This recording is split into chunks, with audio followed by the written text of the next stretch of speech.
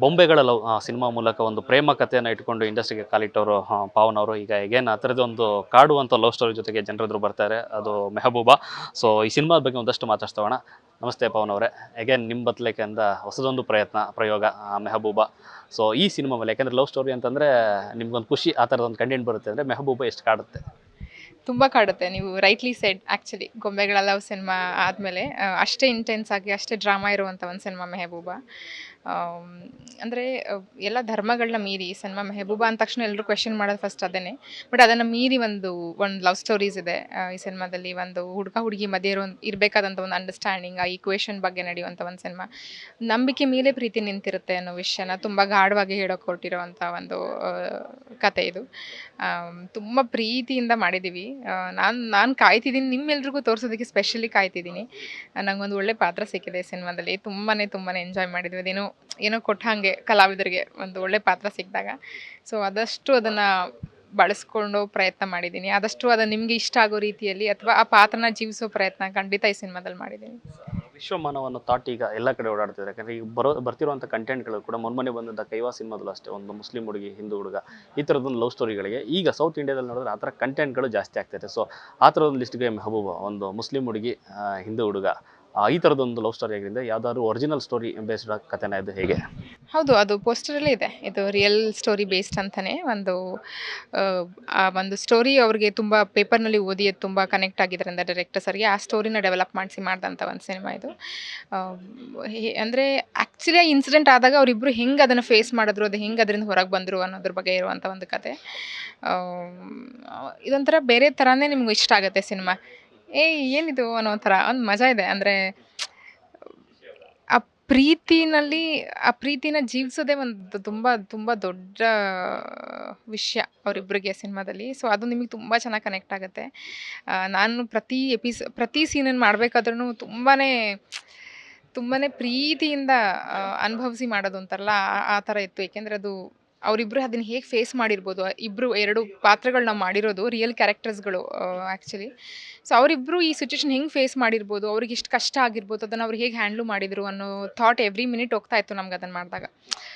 Kiran sir ಹೇಳ್ತಿದ್ರು, ಕಿರಣ್ ಹಂಪಾಪುರ್ ಅವರು, ಅಂದರೆ ತುಂಬ ಸೈಲೆಂಟಾಗಿ ಹೋಗಿರ್ತಿದ್ರು ನಾವು ಪ್ರತಿ ಸಲ ಸೀನ್ ನರೇಟ್ ಮಾಡಬೇಕಾದ್ರೂ ಅಂತ. ಬಿಕಾಸ್ ನಾವು ಇಮ್ಯಾಜಿನ್ ಮಾಡ್ತಿದ್ವಿ, ಅಂದರೆ ಅವ್ರು ಇದನ್ನು ನಿಜವಾಗ್ಲೂ ಹೆಂಗೆ ಫೇಸ್ ಮಾಡಿದ್ರು, ಹೆಂಗೆ ಅದನ್ನು ಡೀಲ್ ಮಾಡಿದ್ರು ಅಂತ. Because there are lot of things happens ಅಲ್ವಾ. ಒಂದು ಹುಡುಗ ಪ್ರೀತಿ ಮಾಡ್ತಿದ್ದಾರೆ ಅಂತ ಪಬ್ಲಿಕ್ಲಿ ಗೊತ್ತಾಗ್ಬಿಟ್ಟಾಗ, when they are not sure ಅದನ್ನು ಹೊರಗಡೆ ಹೇಳ್ಕೊಳ್ಳೋದಕ್ಕೆ, ಆ ಹಂತದಲ್ಲಿ ಎಲ್ರಿಗೂ ಗೊತ್ತಾದಾಗ ಅವ್ರು ಎಲ್ರೂ ಹೇಗೆ ಹ್ಯಾಂಡ್ಲ್ ಮಾಡ್ತಾರೆ ಅಥವಾ ಅವರಿಂದ ಇವ್ರಿಗೆ ಏನು ಪ್ರಾಬ್ಲಮ್ಸ್ ಆಗುತ್ತೆ ಅನ್ನೋ ವಿಷಯ ಇದೆ ಗೊತ್ತಾ. ನನಗೆ ಪ್ರತಿ ಸಲನೂ ಭಯ ಆಗ್ತಾಯಿತ್ತು. ನನಗೆ ಅದೆಲ್ಲ ತುಂಬ ಅಯ್ಯೋ ಹೌದಾ, ಇಷ್ಟೆಲ್ಲ ಧೈರ್ಯ ಇದೆ ಅವ್ರಿಗೆ ಅಂತ. ಶಶಿ ಅವರ ಚೊಚ್ಚಲ ಸಿನಿಮಾ, ನಾಯಕನಾಗಿ ಬರ್ತಿರುವಂಥ ಸಿನಿಮಾ, ಮೊದಲ ಸಿನಿಮಾದಿಂದಲೇ ಒಂದು ರೀತಿ ಪಕ್ಕ ಸಿನಿಮಾಗೆ ಹೇಳಿ ಮಾಡಿಸಿದಂಥ ಕ್ಯಾರೆಕ್ಟರ್ನ ಥರ ಕಾಣಿಸುತ್ತೆ. ಸೊ ಬರುವಾಗ ನಾಯಕ ನಟನಾಗಿ ಬಂದರೆ ಈಗ ಪ್ರೊಡ್ಯೂಸರು ಕೂಡ ಆಗಿ ಬರ್ತಾ ಇದ್ದಾರೆ. ಸೊ ಶಶಿ ಅವ್ರ ಜೊತೆ ನಟಿಸುವಂಥ ಅನುಭವ? ಶಶಿ ಅವರು ಬಿಗ್ ಬಾಸ್ ಗೆದ್ದಾಗ ನಮಗೆಲ್ಲ ಗೊತ್ತಿದ್ದು ದಟ್ ಅಂದರೆ ಒಬ್ಬ ನಾರ್ಮಲ್ ವ್ಯಕ್ತಿ ಕೂಡ ಒಂದು ದೊಡ್ಡ ವೇದಿಕೆಗೆ ಹೋಗಿ ಒಂದು ಅದು ಗೆದ್ಕೊಂಡು ಬಂದಿದ್ರು. ಸೊ ಅಲ್ಲಿ ಪ್ರೂವ್ ಮಾಡಿದ್ದು ದಟ್ ವಾಟ್ ಈಸ್ ಈ capable of as a man, ಒಂದು ಪರ್ಸನ್ ಆಗಿಂತ. ಬಟ್ ಆ್ಯಕ್ಚುಲಿ ನಂಗೆ ತುಂಬ ಸರ್ಪ್ರೈಸಿಂಗ್ ಆಗಿದ್ದು, ಆ ಥರ ಗೆದ್ದು ಬಂದಾಗ ಎಲ್ಲರೂ ಒಂದು ಕಮರ್ಷಿಯಲ್ ಔಟ್ ಗೋಯಿಂಗ್ ಪರ್ಸ್ನಾಲಿಟಿ ಇರುವಂಥ ಒಂದು ಹೀರೋಯಿಸಮ್ ಎಲಿವೇಶನ್ಸ್ ಇರುವಂಥ ಒಂದು ಪಾತ್ರಗಳನ್ನ ಆಯ್ಕೆ ಮಾಡ್ಕೊಳ್ಳೋದು ಹೆಚ್ಚು. ಬಟ್ ಇವರು ಕಾಂಟೆಂಟೇ ಮಾಡಬೇಕು ಅಂತ ತುಂಬ ಸ್ಥಿರವಾಗಿ ಅದಕ್ಕೆ ನಿಂತ್ಕೊಂಡು ಒಂದು ಒಳ್ಳೆ ಸಬ್ಜೆಕ್ಟ್ನ ಪಿಕ್ ಮಾಡಿ, ಯಾವುದೂ ಹೀರೋ ಎಲಿವೇಶನ್ಸ್ ಇಲ್ಲದೇ ಇರೋವಂಥ ಒಂದು ಕ್ಯಾರೆಕ್ಟರ್ ಈ ಸಿನಿಮಾದಲ್ಲಿ ಅವ್ರು ಮಾಡಿರೋದು. ಒಬ್ಬ ನಾರ್ಮಲ್ ನಮ್ಮೆಲ್ಲರಂತೆ ಇರೋ ಒಬ್ಬ ಹುಡುಗನ ಪಾತ್ರನ ಮಾಡೋದು. That was a very surprising call ನನಗೆ. ಅಲ್ಲೇ ಗೊತ್ತಾಯಿತು ಅವ್ರು ಎಷ್ಟು ಒಳ್ಳೆ ಸ್ಮಾರ್ಟ್ ಬಿಸ್ನೆಸ್ ಮ್ಯಾನ್ ಅಂತಂದರೆ he knows how to do what, ಏನು ಮಾಡಬೇಕು, ಯಾವ್ದು ಮಾಡಿದ್ರೆ ವರ್ಕ್ ಆಗುತ್ತೆ ಅನ್ನೋದು ತುಂಬ ಚೆನ್ನಾಗಿದೆ ಅವ್ರಿಗೆ calculations. And working experience is very nice. ಅವ್ರಿಗೆ ಪಾತ್ರ ಸೂಟ್ ಆಗೋವಂಥದ್ದನ್ನೇ ಅವ್ರು ಆಯ್ಕೆ ಮಾಡ್ಕೊಂಡಿದ್ರು. ಇನ್ನೋಸೆನ್ಸ್ ತುಂಬ ಚೆನ್ನಾಗಿ ಹೆಲ್ಪ್ ಆಗಿದೆ ಸಿನಿಮಾದಲ್ಲಿ. ಬಿಕಾಸ್ ಈಸ್ ಅ ಫಸ್ಟ್ ಟೈಮರ್ಸ್ಗೆ ಇನ್ನೋಸೆನ್ಸ್ ತುಂಬ ಇರುತ್ತೆ ಸ್ಕ್ರೀನ್ ಮೇಲೆ. ಆ ಪಾತ್ರಕ್ಕೂ ಅದು ಬೇಕಿತ್ತು. ಸೊ ಅದು ತುಂಬಾ ಚೆನ್ನಾಗಿ ವರ್ಕ್ ಆಗಿದೆ ಅವ್ರದ್ದು. ಆ್ಯಂಡ್ ಪ್ರೊಡ್ಯೂಸರ್ ಆಗಿದ್ದು ಈ ವಾಸ್ ಆಲ್ವೇಸ್ ದೇರ್ ಆ್ಯಸ್ ಈ ಸಿನಿಮಾ ತಂಡ ಹಾಗೂ ಈ ಸಿನಿಮಾ ಕಟ್ಟುವಿಕೆಯಲ್ಲಿ ಅವರೇ ಮೊದಲಿಗರು. ಸೊ ಹಾಗಾಗಿ ಮುಂಚೆಯಿಂದನೂ ಆ ಜರ್ನಿ ಇದೆ. ಈಗ ಅವ್ರು ಟೇಕ್ ಓವರ್ ಮಾಡಿದ್ದಾರೆ ಇಡೀ ಪ್ರಾಜೆಕ್ಟ್ನ. Because he want to present himself because he is the hero ಸಿನಿಮಾದು ಅಂತ. ಇದೊಂದು ಸ್ಟ್ರೆಂತ್. ಏನೆಲ್ಲ ಆಗ್ತಿದೆ ಸಿನಿಮಾಗೆ ಅದೆಲ್ಲ ಒಳ್ಳೇದಕ್ಕೆ. ಕೊನೆಗೆ the end of the day ನಾವು ನಿಮ್ಮ ಮುಂದೆ ಬರ್ತಿದ್ದೀವಿ, ನಮ್ಮ ಸಿನಿಮಾನ ನಿಮಗೆಲ್ಲ ತೋರಿಸ್ತಿದ್ದೀವಿ ಅನ್ನೋದೇ ನಮಗೊಂದು ದೊಡ್ಡ ಸಂಭ್ರಮ. ಸೊ ಅವರ ಹುಟ್ಟುಹಬ್ಬದ ಸಂಭ್ರಮದಲ್ಲಿ ಒಂದು ಸಾಂಗ್ ಆಯಿತು ಮತ್ತು ಒಂದು ಪೋಸ್ಟರ್ ಲಾಂಚ್ ಆಯಿತು. ಲಾಂಚ್ ಮಾಡಿದವರು ಚಲುವರಾಯಸ್ವಾಮಿ ಸರ್. ಸೊ ಅವ್ರು ಮಾತಾಡ್ತಾ ಹೇಳಿದ್ರು, ಗೆಳೆಯನ ಮಗಳು ಆ್ಯಕ್ಚುಲಾಗಿ ಅಂತ ಅಂದ್ಬಿಟ್ಟು. ಸೊ ತಂದೆಗೂ ರಾಜಕಾರಣ ಅವ್ರದ್ದು ಒಡನಾಟ ಹೇಗೆ ಅದು? ಲಾಸ್ಟ್ ಈಗ ಎಲೆಕ್ಷನ್ಸಲ್ಲಿ ನಾವು ಅವ್ರಿಗೆ ವೋಟ್ ಮಾಡಿದ್ದು. ಐ ಮೀನ್ ಅವ್ರಿಗೆ ಕ್ಯಾಂಪೇನ್ ಕೂಡ ಮಾಡಿದ್ದು. ಮುಂಚೆಯಿಂದನೂ ಚಲುವರಾಯಸ್ವಾಮಿ ಅಂಕಲ್ ನಮ್ಮದು ಫ್ಯಾಮಿಲಿ ಫ್ರೆಂಡ್. ಪ್ರತಿ ಸಲ ಎಲೆಕ್ಷನ್ಸಲ್ಲಿ ನನ್ನ ದೊಡ್ಡಪ್ಪ ನಮ್ಮ ಅಪ್ಪ ಇಬ್ಬರೂ ಅವ್ರಿಗೆ ಕ್ಯಾಂಪೇನ್ ಮಾಡೋದು. We are locally politically active family ಆಗಿರೋದ್ರಿಂದ ನಾನು ಪರ್ಸ್ನಲಿ ಭೇಟಿ ಮಾಡಿರೋದು ತುಂಬ ಕಡಿಮೆ. ನಾನು ಹಿಂದಿನ ಸಿನಿಮಾಗಳಿಗೂ ಬಂದು ಲಾಂಚ್ ಮಾಡಿದೆ. ಬಟ್ ಪಪ್ಪ ಆ್ಯಂಡ್ ದೊಡ್ಡಪ್ಪ ಇಬ್ಬರು ವೆರಿ ಫ್ರೀಕ್ವೆಂಟ್ಲಿ ಮೀಟ್ ಮಾಡ್ತಿರ್ತಾರೆ, ಹೋಗ್ತಿರ್ತಾರೆ, ಬರ್ತಿರ್ತಾರೆ. ಸೊ ಹಾಗಾಗಿ ಅವ್ರು ಬಂದಿದ್ದು ಇವತ್ತು ನಂಗೆ ಇನ್ನೂ ತುಂಬ ಖುಷಿ ಆಯಿತು. ಅಂದರೆ ನಮ್ಮ ಕಾನ್ಸ್ಟಿಟ್ಯೂನ್ಸಿಯಿಂದ ಅವರು ಬಂದಿದ್ದರು, ನಮ್ಮವರೇ ಒಬ್ಬರು ಬಂದಿದ್ದರು. ಮತ್ತು ಅದು ತುಂಬ ದೊಡ್ಡ ಶಕ್ತಿ ಅಲ್ವಾ ನಮಗೆ, ಅವರ ಸಪೋರ್ಟ್ ಎಲ್ಲ ತುಂಬ ಮುಖ್ಯ ನಮಗೆ. ಸೊ ಅವ್ರಿಗೂ ಈ ಸಿನಿಮಾ ಅಭಿರುಚಿ ಎಷ್ಟಿದೆ ನೋಡಿ.